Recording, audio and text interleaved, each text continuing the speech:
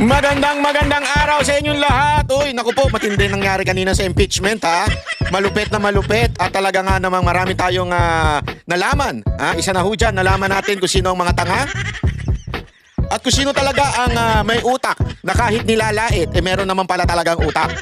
Hindi kasi alam mo, ngayon mga kababayan, balita ko, na out of stock ang tissue sa 7-Eleven, sa Uncle John's, na out of stock ang tissue kasi daw nag-iiyakan daw itong mga pinklawan. Gago! Ito daw mga ulul, talaga nga namang iyak ng iyak dahil po siya nangyari sa impeachment. Nako, ano ba nangyari dyan sa impeachment? Yan ang ating ipapaliwanag ngayong araw na ito para mas maunawaan natin. Talaga bagang tama ang ginawa ng mga senador o nagkaroon ng politika sa loob? Ano ba talaga nangyari? Pag-usapan natin yan. Okay, simulan na natin ha. Ito munang balita na ito. Pasok. Sa botong 18-5, inaprubahan ng Senado na nag-convene na bilang impeachment court ngayong gabi ang mosyong ibalik ang articles of impeachment laban kay Vice President Sara Duterte sa Kamara. Saksi live, si Rafi Tima. Rafi? Pia, bukas pa sana magko-convene itong Senado bilang impeachment court pero ngayong gabi ay tila tapos ng lahat matapos magdesisyon ang impeachment court na ibalik sa Kongreso ang bola. Nako, mukhang ipinasa yung bola. With 18 affirmative votes, 5 negative votes, 0 abstention, the motion of Senator Cayetano is carried. Nako! Sa botong 18 pabor, 5 ang tutol. Nagdesisyon ng Senado bilang impeachment. Kita nyo naman, kita nyo yung mga nakataas ang kamay? Mga mababantot ang Tingnan mo, tumitingin sila sa likod eh. Ba sila tumitingin sa likod? Tingnan nila, "Hoy, mga kasama, huwag nyo kami iwan dito! Ang ingay-ingay namin dito! Kontra kami ng kontra! Kayo naman, hindi man lang kayo sumuporta sa amin! Iyak nga kami! Umiyak na yung mga yan. Ako po, lalo na to si Ontiveros, iyakin yan eh. Ibalik Ito si Ontiveros at saka to si Coco Pimentel, parang iyakin yan sa eh. House of Representatives ang impeachment complaint laban kay Vice President Sara Duterte. Ang motion ay pinanukala ni Senator Alan Peter Cayetano. Ibalik ang impeachment complaint para sagutin ng Kamara ang tanong kung nalabag ba ang one impeachment case per year rule sa saligang batas. Paglilinaw ng Senador, hindi ito dismissal tulad ng panukala ni Senador Bato de la Rosa. Pero para kay Senador Bato de la Rosa, malinaw nang nakasaad man sa naprobahang motion na hindi ito dismissal, halos ganoon na rin daw ang epekto nito. Pero aminado ang isa pang kaalyado ni VP Sara, hindi pa rin ligtas ang busy sa anyay pang-uusig na ginagawa sa kanya para sirain. Yan na yung mga Voltes 5. Tandaan niyo yung mga pagmumukha na yan sa 2028 ha. Hoy, lahat po mga kababayan natin, ito po ang dahilan ng salot sa Pilipinas. Yan po ang dahilan kung bakit patuloy kayong maghihirap. Bakit kanyo? Sandali, baka sabihin naman nila fake news eh. Hindi, kasi tandaan ninyo, kung gusto ninyong manatili ang mga Marcos, Romualdez at Araneta sa susunod pang 6 na taon pagkatapos ng 2028, anong ibig sabihin nun? Lalo pa tayo maghihirap, maubusan ng trabaho, talaga nga namang krimen kaliwat kanan. Sigurado, iboto nyo itong mga to. Actually, talo na naman ang isa dyan eh. Si Pimentel, olat yan eh. Kaya sobrang bitter niyan eh. Olat yan eh. Tumakbo ba yan eh? Tumakbo yan sa LGU eh. Olat yan eh. So, mga kababayan, tandaan nyo yung pagmumukha nito. Si Binay. Naka! Hindi mapapagkatiwalaan talaga yan. Basta Binay. Maitim ang... hindi balat. Ang kanilang budhi. Si Ontiveros. Nako po! The witness queen. Naka! Ontiveros! Hinay garutay ka lang. Meron kaming alam sa'yo, Ontiveros. Easy. Pimentel, talo na yan. Si Po, ang alam naman natin, kaduda-duda nationality niyan. Sabi nga ni Pangulong Duterte noon, gusto nyo ba ng US President sa Pilipinas? Sabi ni Pangulong Duterte yun. Hindi, wala tayong sinasabi. Si Pangulong Duterte nagsabi noon. Si Gatchalian, po! Naturalmente, yung pamilya niya, mga Gatchalian, alam naman natin nasa gobyerno ni Marcos yan eh. Yeah? Kaya naman kung gusto ninyo magpatuloy ang Marcos, Araneta, Romualdez, tandaan ninyo itong pagmumukha na ito. Yan ang iboto ninyo. Pero kung ayaw nyo na ng Marcos, Romualdez at Araneta sa gobyerno na para maging presidente sa susunod na eleksyon, kung ayaw ninyo, wag na natin itong iboto itong mga to. Kasi ito, gusto nilang ituloy ang impeachment. Gusto nilang matanggal talaga si Vice President Sara Duterte. Ano ibig sabihin pag natanggal si Vice President Sara Duterte? Alam na natin, tuloy-tuloy, Tuloy pa rin ang awit ng puso ko. Tuloy-tuloy ang mangyayaring dumadausdos na bansa. sa ilalim ng Marcos Araneta. Yan ang gusto nila mangyari. Matanggal si VP Sara Duterte. O, di ba? Kaya mga kababayan, tandaan ang mga pagmumukha na yan. Binay, Ontiveros, Pimentel, Poe, at Gatchalian. Political chance sa 2028. Para sa lider ng minorya, ang pagbalik ng impeachment complaint sa mababang kapulungan, tila pag-iwas ng Senado sa kanilang katungkulan. Dahilan para posible itong questionin ng mga hindi sang-ayon sa desisyon ng impeachment court. Narito ang pahayag ng mga senator judges. I think most of us do not want to dismiss it, but agree na we have to look into the fact na kung totoong, or we can look into the facts, kung totoo hindi na violate yung Constitution. So this is a compromise that will not delay and will even help the 20th Congress. Parang ganun na rin yun, para sa akin ha. Kasi they have to get first the House of Representatives should attest that they did not violate the 1-year bar rule. Di ba? Meaning, no multiple impeachment complaints can be filed within 1 year. I doubt if they can attest to that. Meron pa ring summons, meron pa ring requirement to reply in 10 days and so on. Hindi pa siya. Well, maliwanag na mukhang tatawid sa 20th Congress. So, walang kaligtasan. Kaya nga sabi ko, why are we adopting a motion na may ambiguous language? Alam mo niyo na, pag may ambiguous language, you're inviting a court case. Oh, bitter! Bitter na bitter ka. Okay. Wala na, talo ka na, ulat ka na, alis ka na dyan. Alis! Alis ka na dyan. Alis na, Coco Pimentel. Wala ka na. Huli mo na yan. Hindi ka na makakaulit sa Senado. Tinan mo, itaga mo sa bato. Oh, si Bato Numari sa'yo. Itaga mo sa bato. Hindi ka na makakaulit sa Senado dahil sa ginawa mo. Hindi, alam niyo mga kababayan, tila na karma ang kamara. Oh, karma, kamara. Di ba? Pareho, halos pareho yun eh. Bakit kanyo? Ikikwento ko sa inyo kung bakit tila na karma ang kamera. Kasi ganito lang yan kasimple, ha? Mga Repa Pips, ha? Kasi ganito.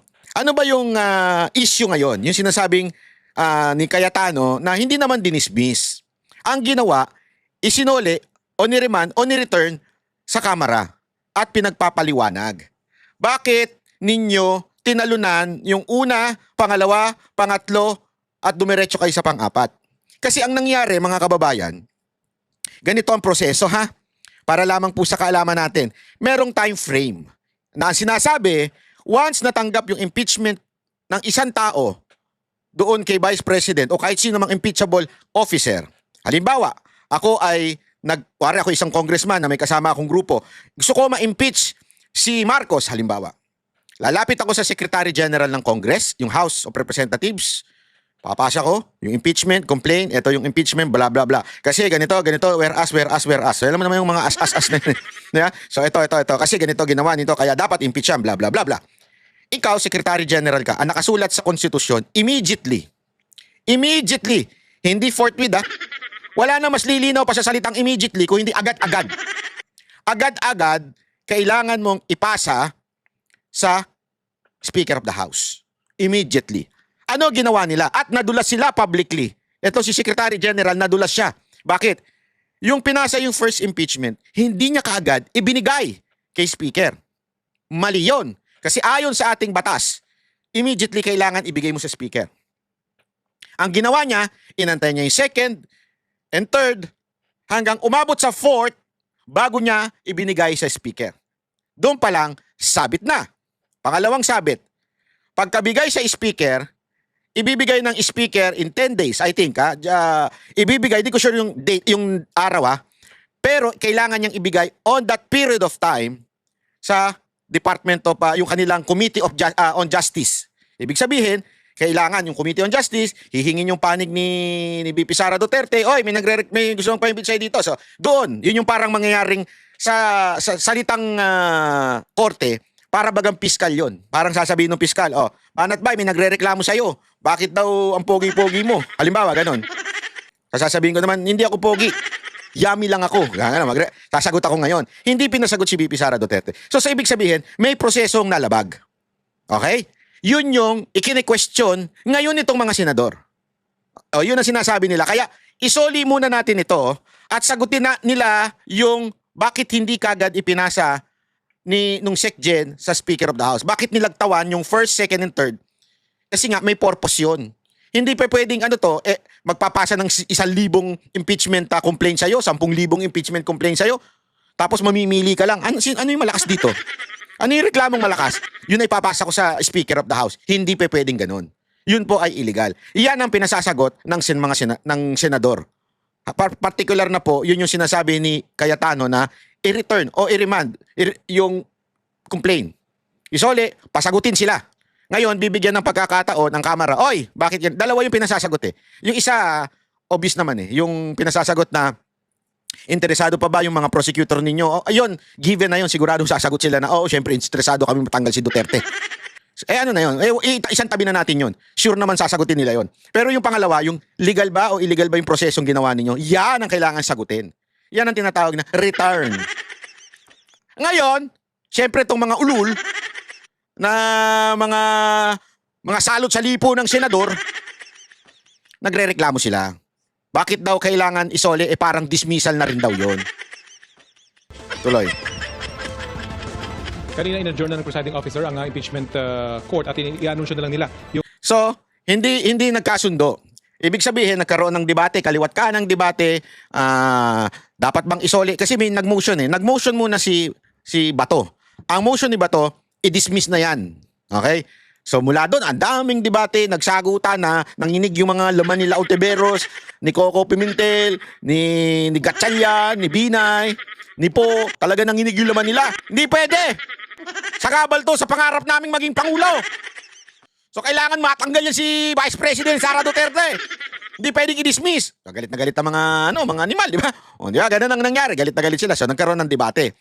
Tapos, pumasok ngayon si Cayetano. Sinabi niya, kwento ko na lang para mabilis, sa salitang lengguaheng maintindihan nyo. Sinabi niya, medyo mahihirapan tanggapin yan ng mga lahat ng senador na i-dismiss. Ang galing din ni Cayetano eh. Dito talaga napabilib ako ni Cayetano. Taas talaga yung kamay ko. Kaya yung mga nagsasabing, etong si Cayetano, hudas, mga ganyan. Kasi tandaan ninyo yung mga aldab noon, nung panahon na kumakampi kay Marcos, galit na galit kay Cayetano. Tapos galit na galit sa amin yan. Sasabihin nila sa amin, kayo kasi makakayatano kayo. Makakayatano kayo eh. Oo, siyempre. Bakit? Siya pinili ni Duterte. Kaya nga Dukay ang tag team nun eh. Presidente si Pangulong Duterte, Vice President si Cayetano. Ano gusto niyo? Pinagpipilitan kasi nila yung Marcos nila. Budol. Hindi, totoo. Nagkaroon yan eh. Ng Dukay at saka ng Aldab. Yung mga gusto kay Marcos na maging Vice President ni Pangulong Duterte noong 2016. Tinalo ni Pangulong Duterte, ayaw nga niya eh. Alam niya kasing ngangag eh. Di ba? Alam niya eh. So, ayaw niya. So, kaming mga nangampanya para sa Dukay, galit na galit sila. Mga Cayetano kayo, traitor yung mga yan eh. Ganun sila. Walang biro. Bubula mga bibig nila. Ngayon, makikita ninyo kung gaano kagaling si Cayetano. Bakit? Kung pinagbotohan yung motion ni Bato na i-dismiss yung impeachment, malamang matatalo siya. Kasi nga, kahit tama naman yung argumento ni Villanueva na hindi pa pwede, wala yan sa ating parang rules o batas. We cannot dismiss an impeachment complaint. The only thing that we can do is pumasok muna tayo doon, gawin natin court na kagad, o kung mag-convene, yung tatawag nilang convene, tanggapin natin yung impeachment, tapos agad sabihin natin na hindi guilty si VP Sara Duterte. Kaya lang, ang pangit naman tignan nun. Halatang kumampi ang Senado nun. Mali. Ganun ang dating eh. So, maraming sabi, wag naman natin i-dismiss. Kasi pag dinismiss natin yan, parang tayo mismo hindi sumunod sa rules. At isa pa, sa bibig na mismo ng presiding officer na si Chis Escudero, ayaw din niya ng dismissal. So, alam ni Cayetano, nakita niya, nabasa niya kaagad bilang abogado, sandali, medyo alanganin ito. Alanganin ito yung technique na i-dismiss kagad. Kaya, compromise tayo. Huwag nating i-dismiss. Sabi niya kay Bato, di ba? Mas mahihirapan tanggapin niya ng mga senador na i-dismiss kagad natin. Di ba? Ang magandang gawin natin, questionin natin yung pag-transmit dito ng impeachment complaint. Hindi natin i-dismiss, isosoli natin sa kanila, at pagpapaliwanagin natin sila. So ngayon, yung ibang mga senador, kaya nga magtataka ka, bakit 5 lang ang tumutol?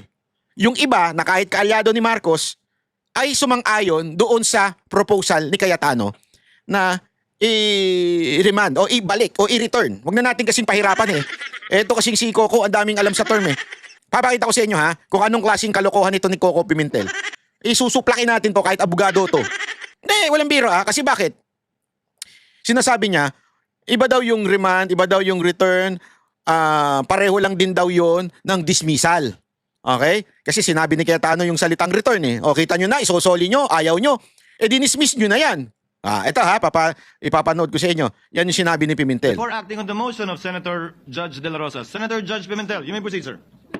Yes, Mr. President. So, meron na palang properly stated motion. Medyo mahaba-haba din yun. And, Senator Cayetano, I believe, state return. yes, and the word is return. So, sabi ko nga, kung ang synonym ng forthwith ay immediate, may synonym din po ang dismiss.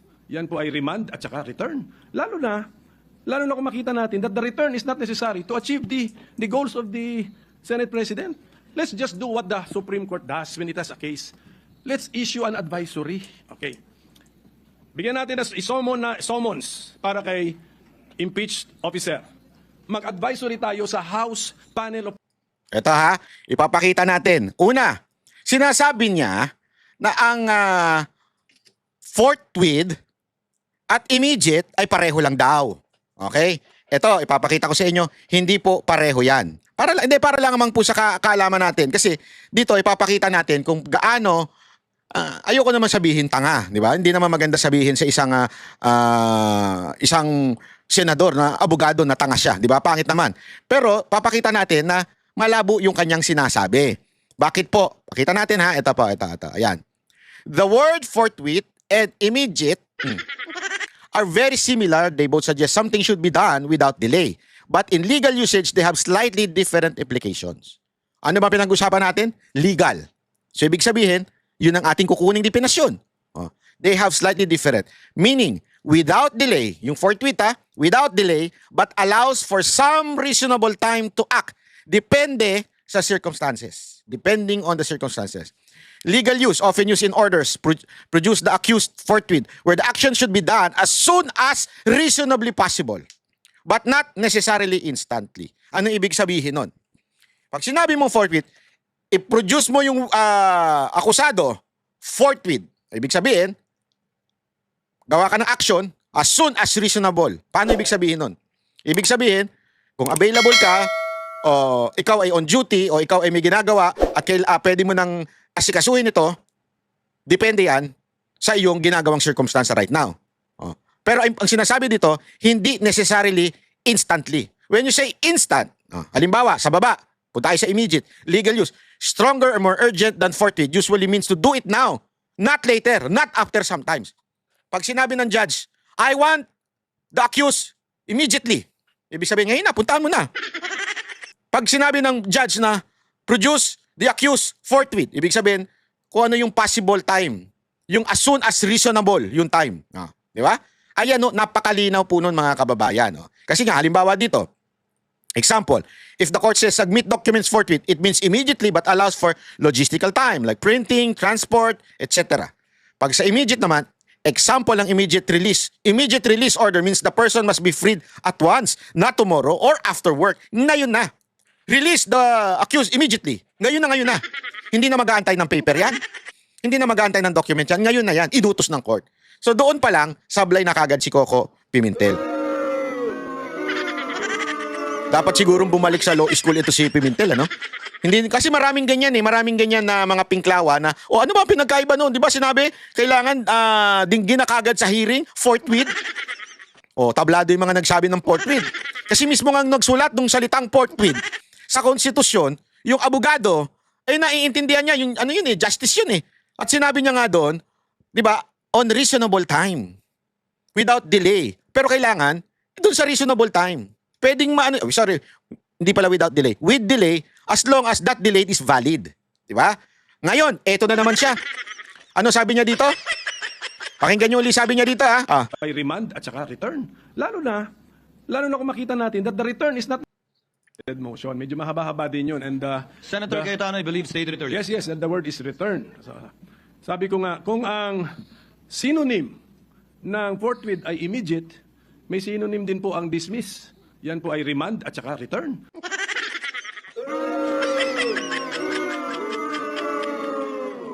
Sir, mukhang kailangan nyo talagang bumalik sa law school. Sa tingin ko lang Bakit? Pareho daw yung remand at saka dismiss. Pakita natin. Anak ng wete, oh. Ito, in Philippine legal procedure, remand to the fiscal and dismiss have very, very different meaning. Alam ko ito kasi may kaso ako na hinaharap gayon. Pag sinabi mong remand to the fiscal, ibalik. Kasi tandaan niyo ang parang tumayong fiscal dito ay yung Kamara. Sila yung nagsabi na may somehow probable cause yung impeachment kaya in-impeach nila si VP Sara Duterte. Okay? So ibig sabihin, sa kanila ipinasa at sinabi nila, oo nga, eto nga, dapat impeach si VP Sara Duterte. So pinasa nila ngayon sa court, which is the Senate. Ano ibig sabihin nito? Sa legal term, this means the court is sending the case back to the office of the prosecutor. So sa lengguwahe ng impeachment, the Senate is sending the impeachment complaint saan? Sa House of Representatives for further investigation. It does not mean the case is over. Purpose, usually done when the judge, in this particular case, the Senate, finds the case needs more evidence or clarification. O di ba ano bang hinihingi ng mga senador? Clarification. Saan? Doon sa di umanong hindi nila pagsunod ng due process. Before proceeding. Nagigets nyo? So isosole para i-clarify nila yung issue bakit sila tumalon sa pang-apat na impeachment. Next step, the fiscal may reinvestigate and possibly refile the case if they find merit. Status, the case is temporarily held or withdrawn from court, not permanently dismissed. So ibig sabihin, malayo. Gago! Mr. Kiko Pangilinan. Ay, Coco pala. Kiko ka ng Kiko. Coco Pangilinan. Coco Pimentel. Ang gulo nyo kasi, magkamukha nun, pareho na kayo ng utak eh. Ano daw ba ang ibig sabihin ng dismiss? This means the case is formally terminated by the court. Either with prejudice, cannot be refiled. Without prejudice, can be refiled. Reason, lack of evidence, procedural defect, violation of the rights of the accused. Status, the case is closed, at least for now. Ang linaw po nun, Mr. Coco Pimentel. Sa absent po kayo nung tinuro yan. Ang layo ng ibig sabihin ng remand sa dismiss. Ang dismiss, wala na. Sarado na. Pwede kang umapil. Saan? Sa Court of Appeals. Pero doon, sarado na doon sa korte na yun, sa RTC. Parang hindi ka abogado. Hindi kasi ako, alam nyo kung bakit ko to kabisado, kahit pa paano. Kasi nga may hinaharap ako eh. Hindi ko na lang sasabihin kung anong particular case. May mga case akong na-dismiss na. Hindi na sabi ng court, walang kwenta to. Meron akong kasong ganun. Kayon, anong ibig sabihin nun? Hindi na ako pwedeng sampahan with the same case. Okay? Ibang case, maghanap sila. Hindi, ibig sabihin, the same case, hindi na pwede. Pero, yung isang natalo na na-dismiss, siya po ay nag-appeal sa Court of Appeals. Pero sa RTC, klaro na yun. Sarado na, talo na. Gets nyo? Hindi na siya pwede doon. Talo na siya doon. So nag-a-appeal na lang siya sa CA. Ganun ang ginagawa. Meron din ako isang kaso. Sabi ko sa inyo, napakarami kong kaso eh. May isa rin akong kaso na niremand. Bakit?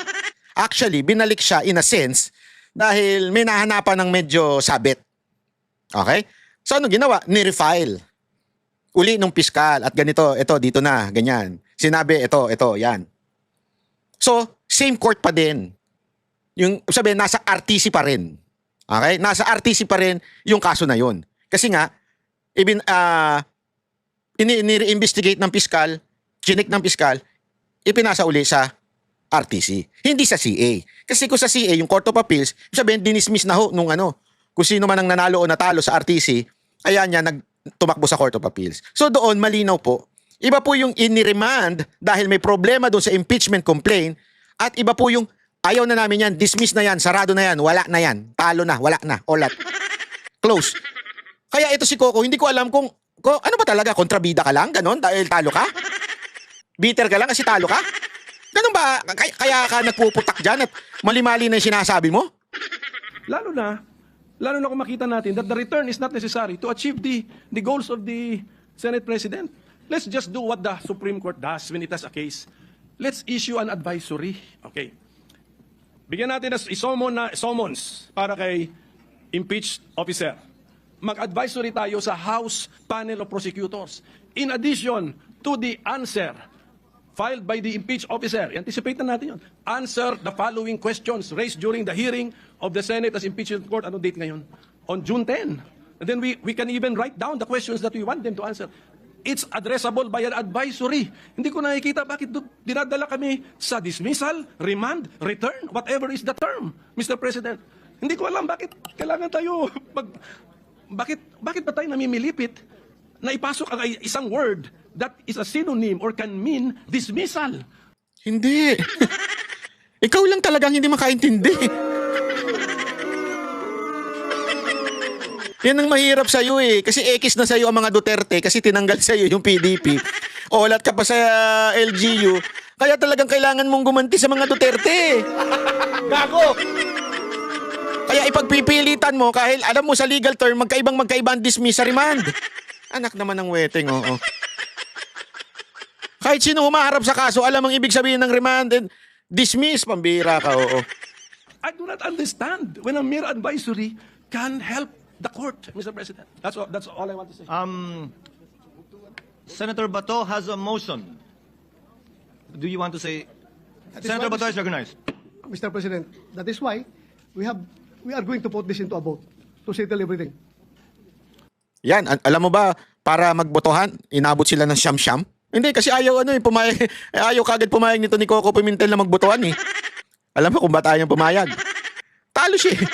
Talo yung kampo nila eh.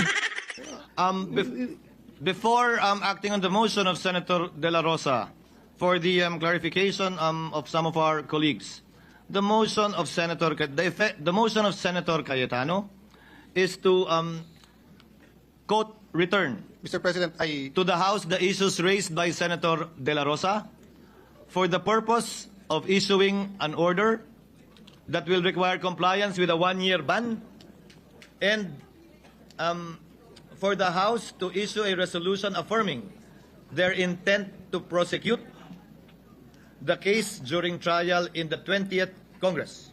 and for the record, Mr. President, I changed the word remand to return, a non-legal term, to make it plain. So it is in no means a dismissal, Mr. President. Kung dismissal din lang, bumalik tayo sa original na Your Honor, just to emphasize that it is. Alam mo, ang linaw-linaw nga nun eh. Kasi kung ang pinupunto ni Cayetano, dismissal, edi sana, sumang-ayon na lang siya doon sa sinasabi ni Bato. Di ba? Hindi nga siya sumang-ayon eh. Sinabi niya nga, mukhang malabo yan. Kaya nga ang galing ng sa totoo napakagaling naman ni Cayetano eh. Kasi alam niyang matatalo yung motion ni Bato na dismiss dahil syempre may mga, tandaan ninyo hindi pa ito yung 20th Congress.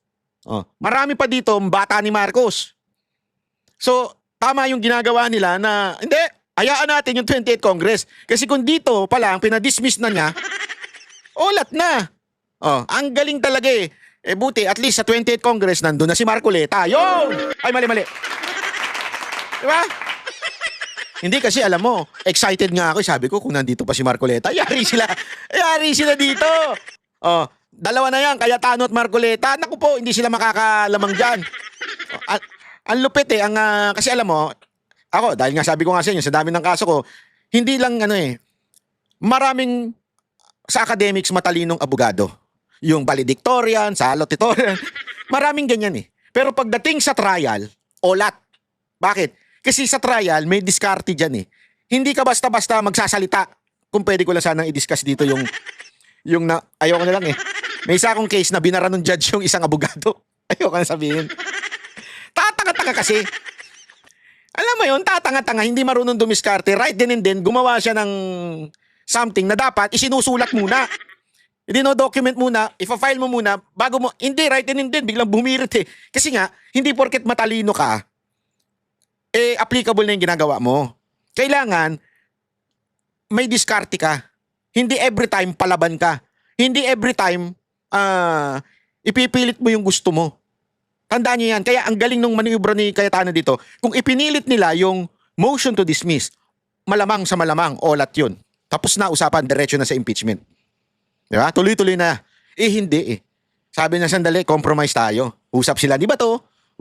Si Bato naman, nag-usap kasama yung mga kasamaan, yung Duterte Black. Usap. Sige, payag na tayo dito sa return, sa remand. At least, Isosoli muna doon, bibigyan sila ng 10 araw, bibigyan sila ng ilang araw para tapos ibabalik pa dyan.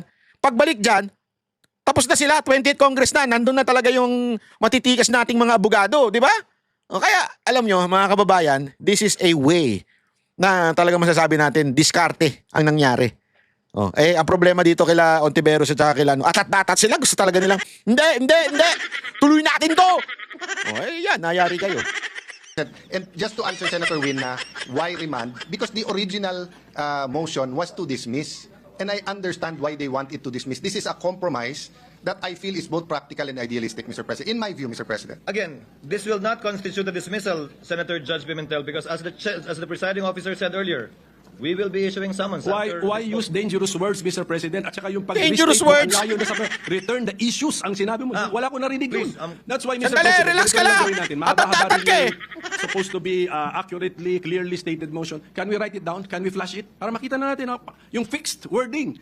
Because I never heard return the issues. Ngayon ko lang narinig sa presiding officer. Kaya magulo, sobrang gulo. Ikaw lang ang naguguluhan eh. Ikaw lang ang naguguluhan. Hoy, ano to? Ikaw lang, hindi, walang magulo. Alam nung mga kasamahan mo nangyayari, ikaw lang ang naguguluhan at saka yung katabi mo.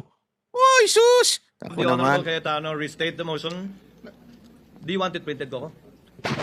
Mr. President, I don't think magulo dun sa pabor eh. Magulo dun sa hindi pabor. Hindi na-gets ni Coco Pimentel eh. Magulo lang doon sa pabor. Because I Ulitin natin yan. Cayetano restate the motion. Do you want it printed, Coco? Mr. President, Dito, sinusubukan pa i-delay ni Coco Pimentel eh. Gusto niya ipa-print talaga. Ipa-post doon na sinasabing, eto yung pagbobotohan natin ha. Talagang gusto niya pang emphasize, i-convince yung ibang mga senador. Tingnan nyo itong pagbobotohan natin ha. Parang dismiss ito eh. Dismiss ito. Wala pinagkaiba ang remand and return sa dismiss. Patawa ka talaga, Coco. Nagiging katatawanan ka dyan. Naku, ano kayo sasabihin ng yumaumong tatay? Hindi kasi balita ko yung yumaon niyang tatay, magaling daw talaga eh. Pero ba't dinamanan ito? Hindi, meron akong kakilala na pinost niya nga yan eh. Iba daw yung tatay, layo daw. I don't think magulo dun sa pabor eh. I don't think magulo doon sa pabor. Ayun, yung pala yung sinabi. Magulo lang doon sa hindi pabor. Magulo dun sa hindi pabor. Because I restated it already, Mr. President.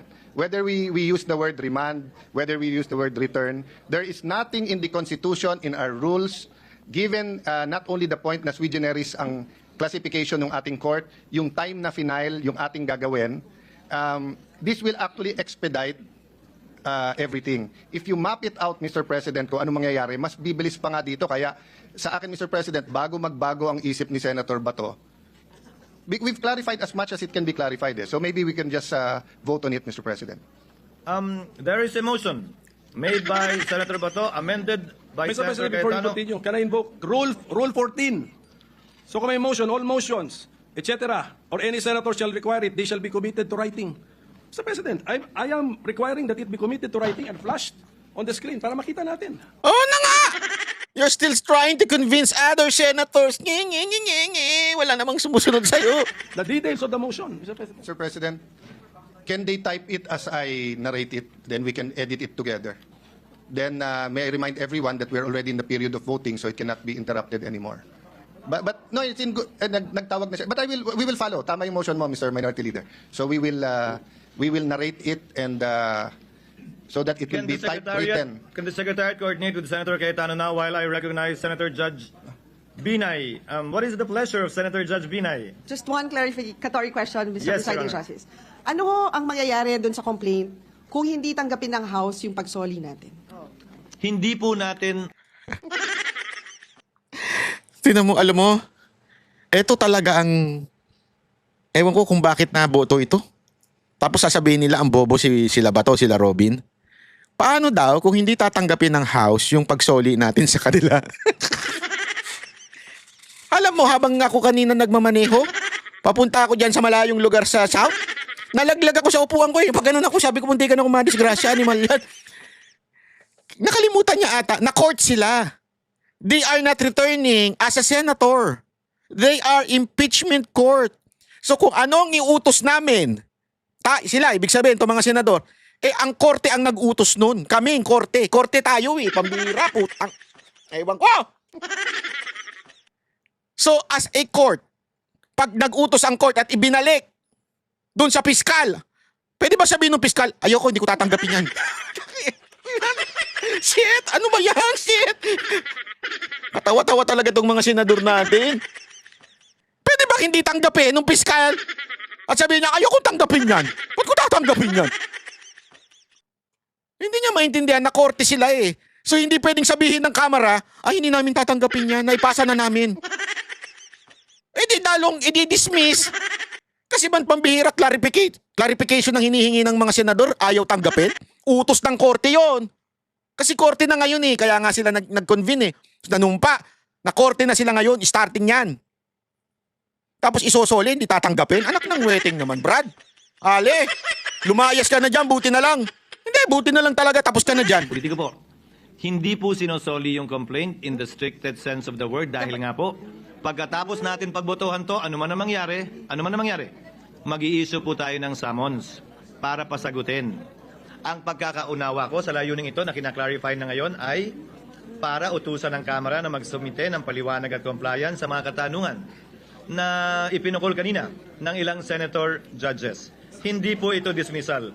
Let Mr. us Presiding disabuse the minds not only of the public but of the senator judges too, that this is tantamount to a dismissal in any shape, size, or form. It is not. And that is not the understanding of the presiding officer as well. Pero, Mr. Presiding Justice, di ba ang Tagalog po ng return ay isole? Intend po na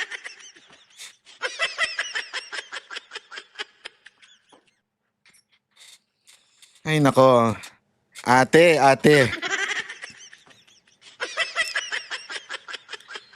Yung isa, ang Tagalog daw ng ibig sabihin daw ng dismiss is remand or return. Ito naman, from return, isole. Palakpakan kayo. Wala talaga. Gago! Alam mo kung bakit, ha, Miss Binay? Ang ibig sabihin noon, in legal term po yun, kaya nga sinasabi ni Cayetano, sinabi lang niya yung salitang return to make you understand kung ano ibig sabihin ng remand. Diba? But the legal term is to remand. Ibig sabihin nun, isole for clarification.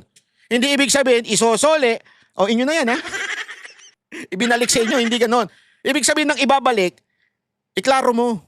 Ano ba talaga ito? Diba? May problema kasi, klaruhin nyo muna. Tapos, ibabalik uli sa Senado. Oh my golly. Pagka mga ganito talaga, parang na-encourage tuloy akong tumakbo na lang sa Senado.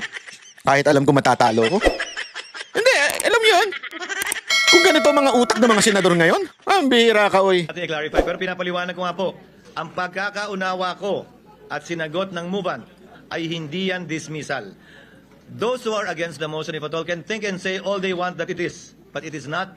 And this will soon be proven by the issuance of a summons right after the vote, regardless of the outcome. So, Mr. Presiding Justice, hindi pwedeng baliwalain ng House of Representatives yung motion na gagawin natin. Assuming na it will be... Utos po ng husgado yun sa Kamara na tumatay. Babaliwalain? Bakit babaliwalain nila? Inutusan nyo. Husgado kayo eh. Yung prosecutors na ngayon sa 19th Congress at maski na sa 20th Congress. Ito yung magiging dagdag patunay para sa presiding officer na itong kasong to ay tatawid sa ika-20 Kongreso at hindi mamamatay sa ika-19 na Kongreso.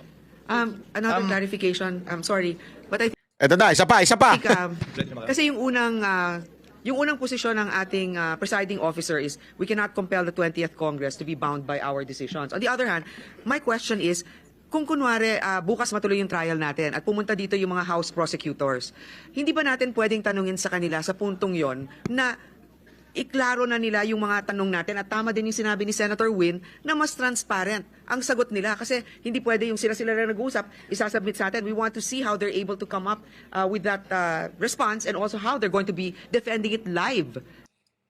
Alam mo kung bakit hindi pwede? Ako nang sasagot. Wag na ikaw, Cheese. Because you are now a court.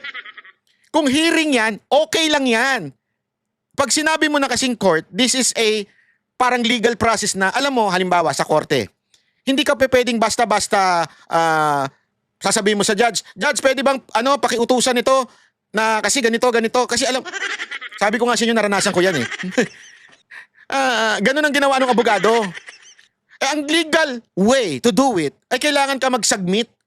Kailangan mo i-submit yung yung sasabihin mo, yung motion mo. Hindi pa pwedeng diyan lang kayo mag-usap-usap. Kasi alam nyo nga mga kababayan, kasi dito ata namimix yung mga senador eh. Lalo na itong mga anti-Duterte. Namimix sila na hindi ko pa pwedeng ganun, mga kababayan. Hindi ko pa pwede. Kasi korte na po sila. May formality na meron ng paraan para yung mga ganyang bagay na sasagutin. Kailangan iutos yan at sasagutin nila yan through the document. Ito ang dahilan kung bakit ganito, bla bla bla. Hindi pa pwede yung basta tatanungin mo na lang on the spot. With us. That's for the 20th Congress to decide. Why? That was what was discussed earlier. Kaya nga po, di ba, ang paliwanag, napakahabang diskusyon at debate ito, hindi natin kayang pagpasan. Yan ang sinabi ng karamihan. Hindi tayo pwede mag-judicial notice ng mga bagay-bagay na ito. Kaya nga po, para hindi masayang oras, pinapasumitin natin sila habang wala naman tayong pwedeng gawin at magawa. Dahil nga, matatapos ang otoridad ng 19th Congress sa June 30. At hindi rin pa po trial ito dahil mag-iiso pa lamang po tayo ng summons ngayong araw na ito, kung saan meron ng takdang panahon para sumagot ang nasasakdal at kung sakasakali magbigay pa ng reply ang prosecution bago po tayo pumasok dun sa presentasyon ng ebidensya ng magkabilang panig na siyang pinatutungkulan talaga ng trial. I think we should not belabor the point anymore. Senator Bato de la Rosa earlier made the motion and Senator Pimentel required that it be put in writing. May we see it, sir, if it is ready?